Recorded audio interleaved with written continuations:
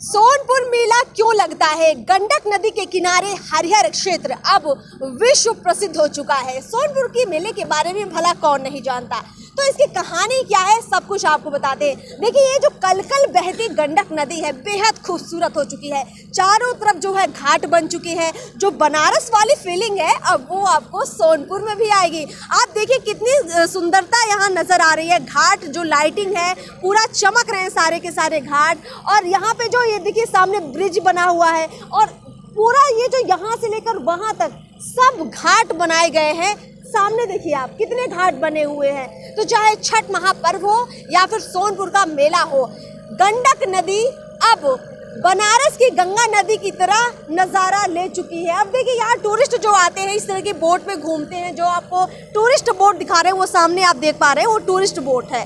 तो यहाँ पे जो लोग मेला घूमने के लिए आते हैं उनके लिए जो आकर्षण का केंद्र रहता है वो है गंडक नदी।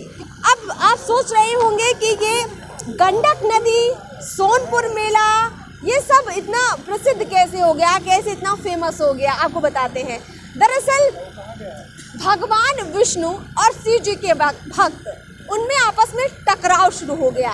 भगवान शिव के भक्त जिसको शैव कहते हैं, भगवान विष्णु के भक्त जिन्हें वैष्णव कहते हैं, आपस में ये टकराव हुआ कि ज़्यादा महान कौन है। तो ब्रह्मा जी तक ये खबर पहुंचती है कि भक्त आपस में झगड़ा कर रहे हैं कि नहीं नहीं शिव महान है, किसी ने कहा कि नहीं नहीं भगवान विष्णु महान है। जब ये बात बहुत ज़्यादा बढ़ गई तो इस चीज़ को शांत करने के लिए भक्तों के मन में ये जो शंका है इसको दूर करने के लिए भगवान विष्णु ने ये उपाय किया। और यहाँ हरिहर क्षेत्र में भगवान शिव और विष्णु एक ही लिंग में विराजमान किए गए भगवान ब्रह्मा जी के द्वारा।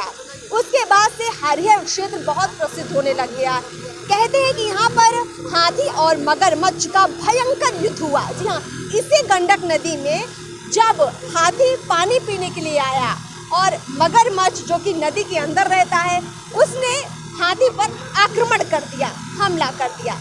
जब ये आक्रमण हुआ हाथी के ऊपर तो युद्ध कई दिनों तक चलता रहा। इसी गंडक नदी के किनारे बहुत दिनों तक युद्ध चलता रहा। धीरे धीरे धीरे जो हाथी है उसकी जो शक्ति है क्षीण होने लगी, हाथी कमजोर पड़ने लग गया। उसने भगवान को याद किया तो भगवान विष्णु प्रकट हुए और उन्होंने जो है भगवान विष्णु ने मगरमच्छ का जो है नाश किया अपने सुदर्शन चक्र से।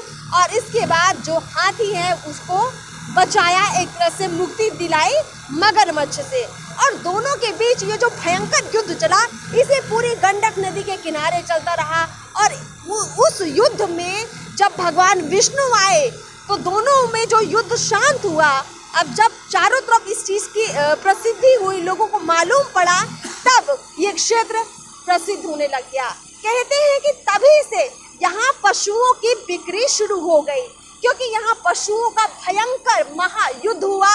तो गंडक नदी के किनारे पशुओं को खरीदना बेहद शुभ माना जाने लगा।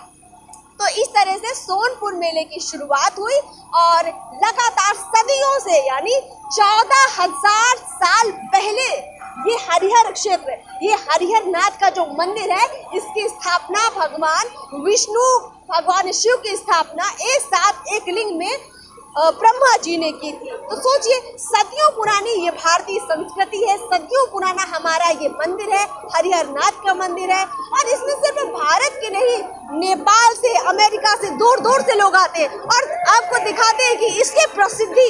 देखिए घाट कितने खूबसूरत लग रहे हैं।